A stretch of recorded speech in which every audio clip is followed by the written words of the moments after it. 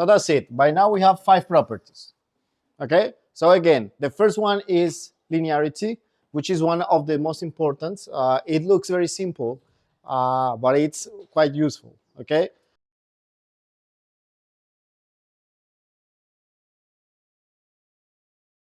so we have linearity here. We have that xi is less or equal than eta, then the expected value of xi is less or equal than the expected value of eta. We have that the formula that for to compute the expected value of xi if xi is discrete, which is given like this. We have that if we have some Borel function, then the expected value of phi of xi, so the expected value of the Borel function, is given by exactly the same that we had before, but the difference is that instead of xi, we'll have phi of xi. Okay, so we'll have some examples, so don't worry about it. Then we have that if eta is absolutely continuous, then instead of the sum, we'll have the integral phi of x by the density dx. And finally, the absolute value of the expected value of xi is less or equal than the expected value of the absolute value of xi. Okay? So we will use these properties. We'll have some examples. This will become just natural for you. Okay? So let's start with the proof of the first one. Okay? Proof of one. So I'm going to prove this for discrete random variables. Okay, I'm going to prove this for the discrete case, but for the absolutely continuous case, it's exactly the same, because the difference, the only difference is that instead of a sum, we will have an integral. But we already know the properties of the integrals, right? We know that if we have an integral of the sum of two functions, then we can, this is equal to the sum of two integrals, right? So we already know these properties. So actually, if we know the properties of the integrals, we also know the properties of the expected value, because we have been discussing that the expected value is just the integral, is the general notion of an integral. So all the properties that we know for integrals, they hold for the expected value as well. Okay, so I'm going to prove this, the first one, for the discrete case. For the absolutely continuous case, is exactly the same. Okay, proof of one for discrete random variables.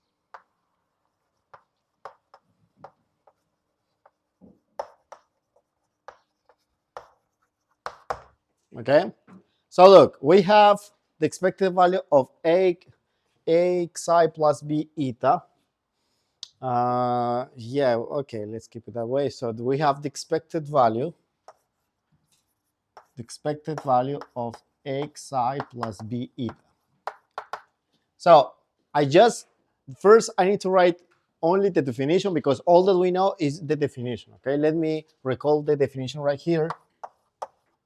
Definition of the expected value for xi being discrete. We already know that the expected value of xi is given by the sum over all elementary outcomes, xi of omega and p of omega. Okay, so this is the definition that we know for discrete random variables. Let me write it here like this. Yes. So this is the definition of the expected value of discrete random variables. And we know that the definition in general is just, we don't have the sigma here, we have the integral. Okay. All right, so let me write that for this case. So we'll have the sum over all elementary outcomes. Yes. And then I have to write this. So we'll have a times xi of omega plus b times eta of omega by p of omega. Yeah, like this. So all that I'm using right here is the definition of the expected value for discrete random variables. Then I know that we have a sum. Then we can apply this sum. So we can divide this sum into two parts. The first one for this, the second one for this part, right? We also know that we have this constant here. So a and b are constants. So I can write this outside the sum, right? So this will be the following. A times the sum over all elementary outcomes of xi of omega and p of omega, right? So I can divide this into this, multiply this by this, and by this. Yes. And then I have plus b Then we have the sum over all elementary outcomes, eta of omega and p of omega. Yes. And that's it, right? I mean, this is the expected value of psi, and this is the expected value of eta.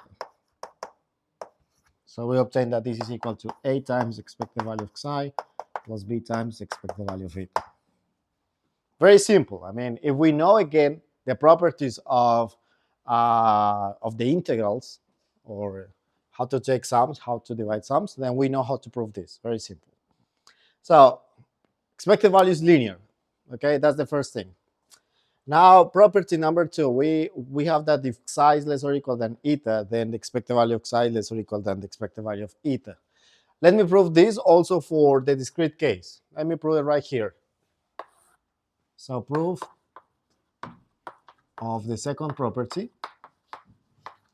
for psi and eta being discrete.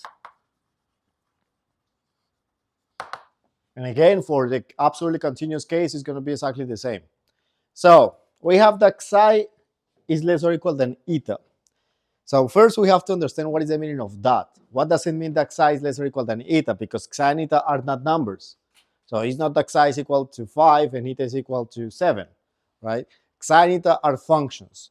So if we compare two functions, we need to say in which sense we are comparing these functions. So the point here is that we say that psi is less or equal than eta. This means that for every elementary outcome, psi of omega is less or equal than eta of omega. Okay, so we fix a point, we fix an elementary outcome, and in this point we have to compare the function. So right, so this right now is a number. This is a number. This is a function. Okay, so if I write only psi, psi is a function.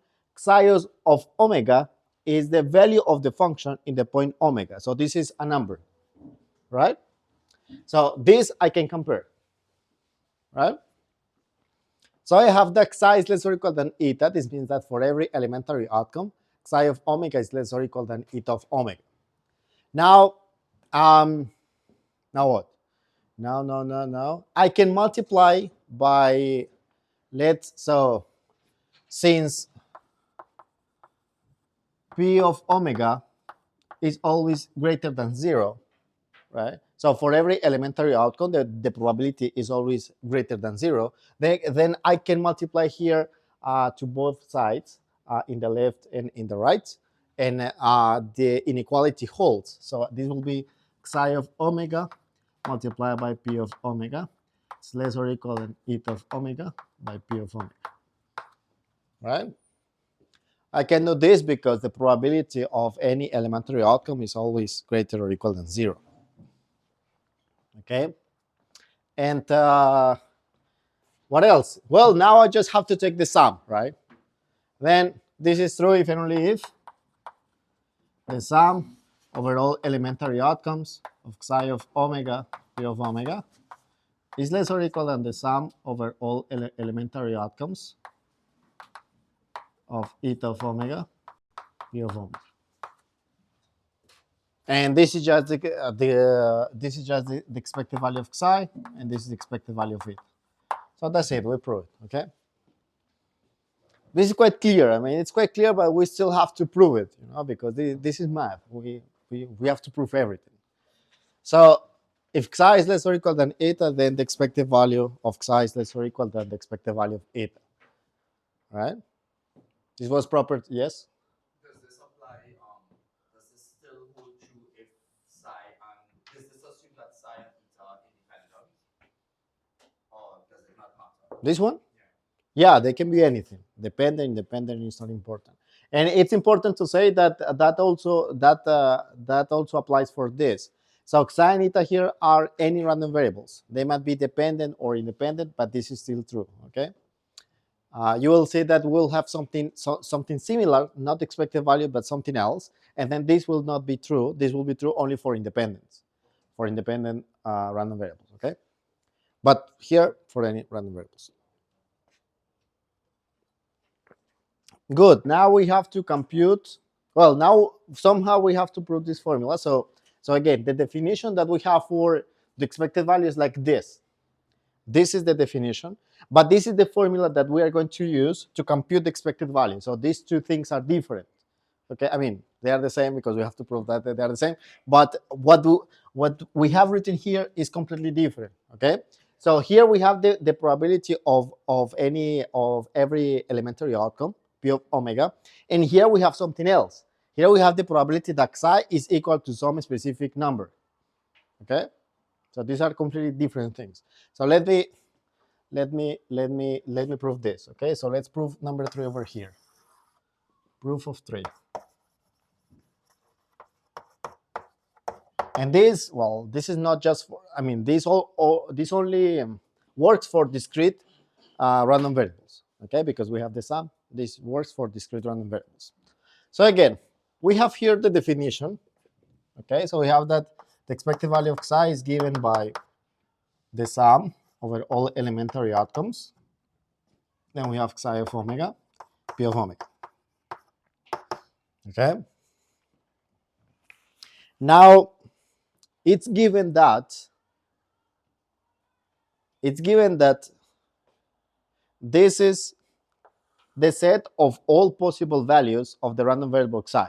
So for example, if we are talking about Poisson distribution, again, what numbers are we talking about here? If we talk about Poisson distribution, natural numbers, right? Poisson then are all natural numbers, so 0, 1, 2, and so on. So if this is binomial with parameters n and p, then what set is this one? No. Huh? No, binomial. No. No. Binomial. What is binomial? With parameters n and p.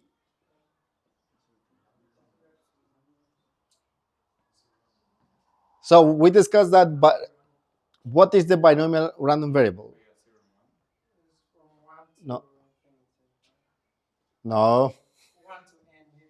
From 0 to n.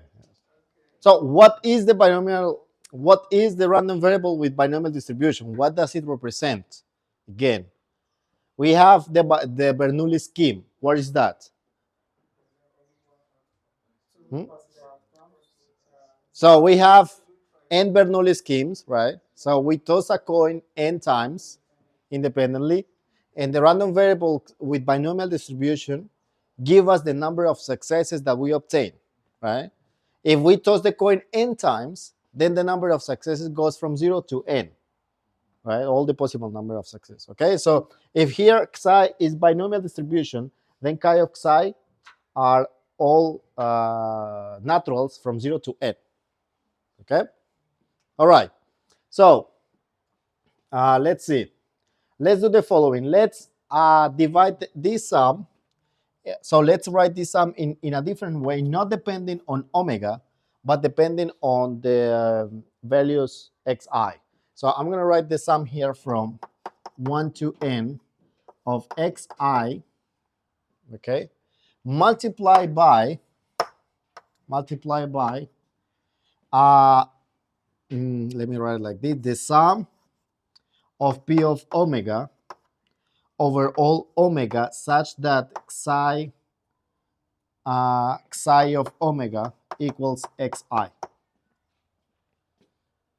Okay, so again, here I'm dividing I'm dividing this depending on the number of elementary outcomes.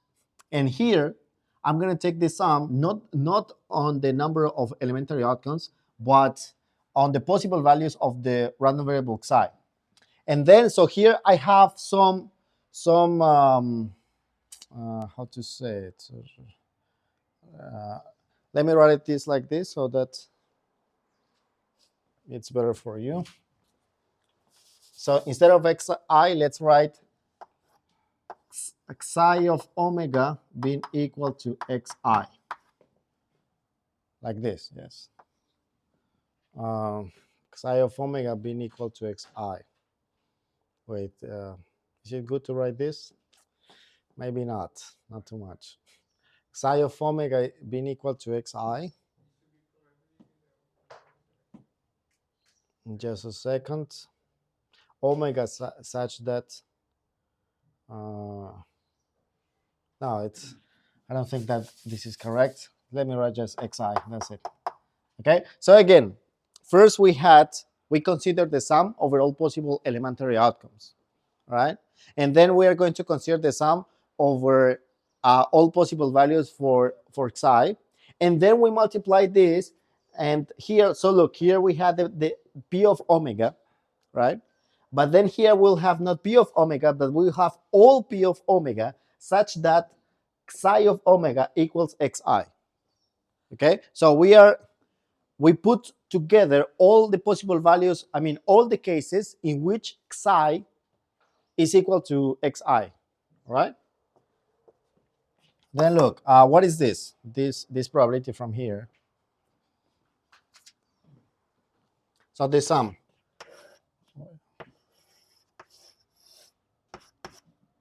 What is this equal to? The probability of what?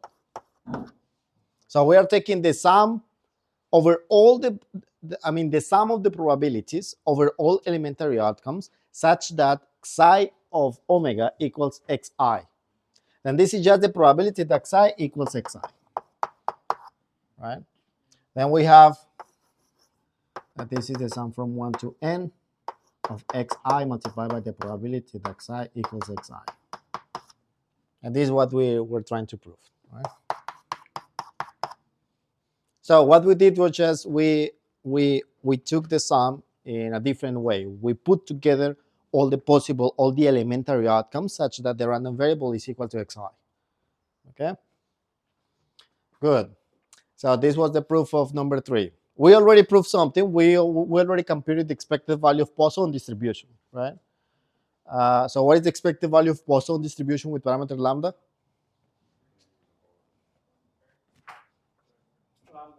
Lambda, right? We already proved that last week, as far as I remember. Yes. Okay. We'll have this for all the other distributions, binomial, geometric, like in about 2 weeks. Okay, so this was property number 3. Now property number 4. Well, property number 4, this part is almost, well, it's exactly the same than this, okay? So let me write just the difference is going to be that here we'll have phi of xi, here we'll have phi of xi of omega, here we have phi of xi, and then here phi of xi. Like this. Phi of, yeah. So if we do this, then we prove number 4. Okay, so this is done already. Okay, the proof of number 4 is exactly the same to the proof of number 3 for discrete random variables. The only difference is that we have to write phi here, and we get the same. Now, the proof of this one for absolutely continuous is not that trivial, because we need to talk about the properties of the Lebesgue integral. So we're going to skip that part. Okay, so let's just believe in this. I will send you the proof. It's very simple, but it's still like I don't think that we need to write it. So I will send you the proof of this. So you just don't have to believe, but you can be sure. Right? Good. So we have the proof of number 4 already. And finally, we have number 5. So let's prove number 5. So do you have any questions by now? We already have proven 4 of the properties. Proof of number 5. So we have that the absolute value of the expected value of xi is less or equal than the expected value of the absolute value of xi. I don't know if intuitively, is this clear? Yeah.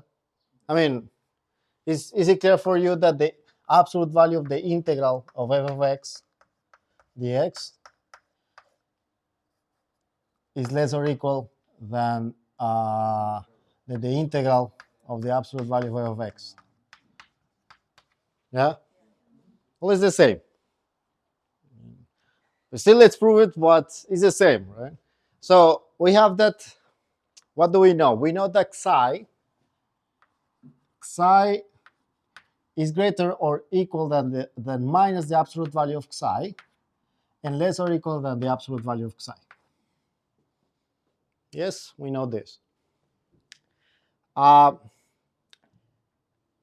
We also know property number 3, I think, I don't remember, that if psi is less or equal than eta, then the expected value of psi is less or equal than the expected value of eta. So from this follows that the expected value of minus the absolute value of psi is less or equal than the expected value of psi, and this is less or equal than the expected value of the absolute value of psi. Yeah? And so this is property, what number? 3? 2, okay. This is by the second property we have this. And now, by property number 1, we know that if I have the absolute value of psi multiplied by minus 1. So this minus 1, I can write it outside. Yes. So this will be minus the expected value of the absolute value of psi. It's less or equal than the expected value of psi. And this is less or equal than the expected value of the absolute value of psi.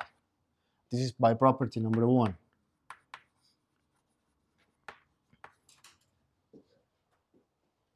Yeah. And this is true if and only if the what? So the same that we had right here. So we had that, we had, wait.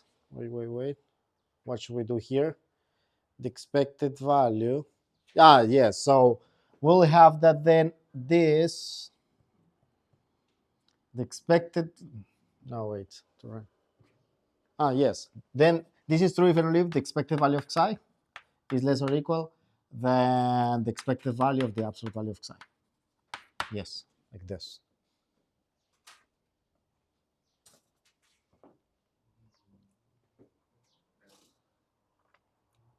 Yeah, just a second. The expected value of psi lies in between. Yeah, it's okay, sure.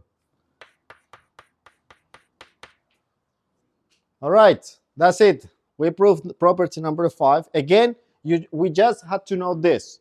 From this, everything follows, all right? Good, that's it. I think this, let me check what other properties we might need. There's a lot of properties. In some books, you don't have this as a property, but as a lemma. In some books, you have this as a theorem. So let's call it just properties right here. This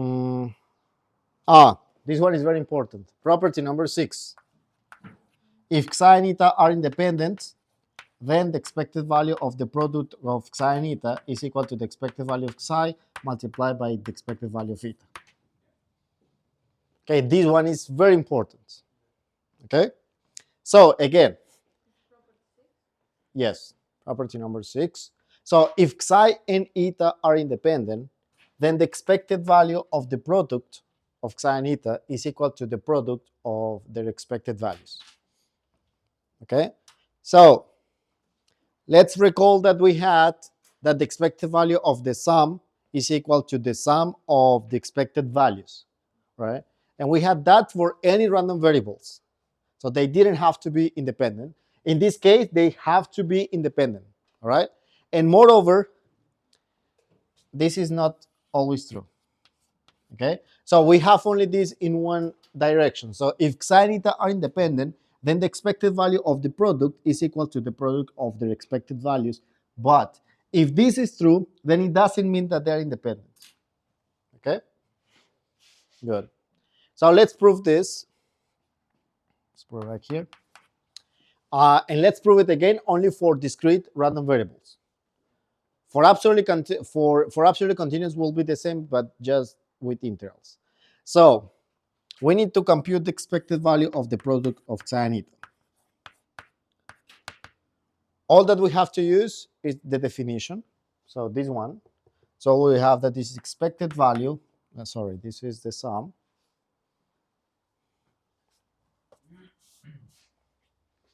This will be then the sum over all elementary outcomes of psi of omega, eta of omega, yes, by P of omega.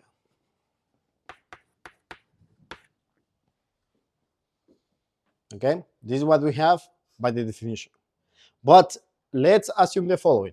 So let chi of psi being equal to x1 up to xn. So this is the set of all the possible values of psi. We are talking about discrete random variables. And let chi of eta be equal to y1 to ym. Okay, so this is the set of all the possible values for eta. Okay, then we will have that I can write the sum. Now we have the sum here over all possible elementary outcomes. Let's have the sum over all possible values for psi and eta. Okay, so we'll have two sums. The first one for psi, so we have that. Let's have, I don't know, I goes from 1 to n, and the other one for eta, so we have that j goes from 1 to n. Yes, and instead of psi and eta, we'll have xi, and instead of eta, we'll have yj. Here the product, like this, right? And then I have to multiply this by, I will have the sum of all the probabilities over all elementary outcomes omega, such that psi of omega equals xi and eta of omega equals yj. So this will be by the sum of p of omega over all omega, such that psi of omega equals xi and eta of omega equals yj.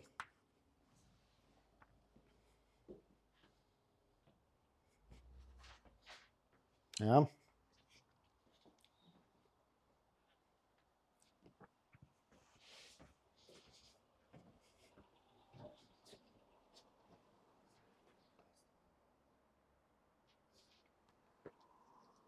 So what is this?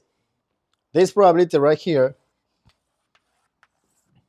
this is the probability that, the probability of the following intersection, that psi equals xi and eta equals yj. Probability that psi equals xi and eta equals yj.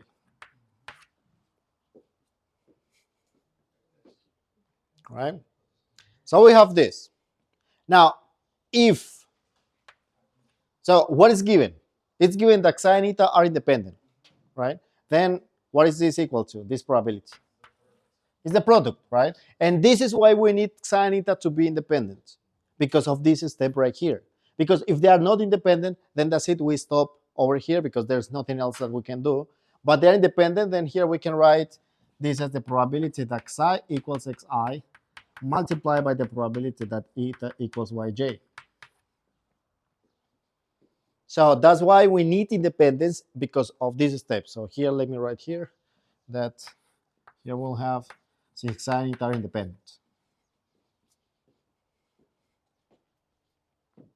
Yeah. And then we can just divide this into two sums, because the first one is only for I, the second one is for j. So we can take here all everything that depends on y. Here we can take everything that depends on j. We'll have first the sum from 1 to n of xi and the probability that psi equals xi, multiplied by the sum from j1 to n, here we'll have m of yj by the probability that eta equals yj. So here we have the product.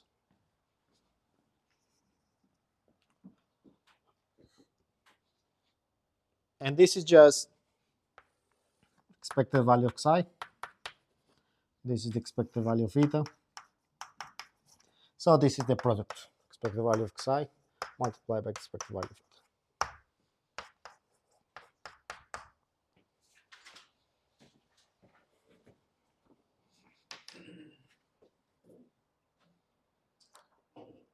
That's it. Any questions? Where's the step that we can't go back with? Is it in the independence? Is it the one way? That we cannot. We cannot. Yeah, this is the step that we can go back with. No, we don't see it here. I mean, we see that if they are independent, then we get this. Okay. So here we didn't prove that from here this doesn't follow. To prove this, we need to give one example. We will have the example at the end of the lecture or maybe in the seminar, okay? So we'll have one example on which psi and eta are independent, but sorry, that psi and eta are not independent, but this is still true, okay?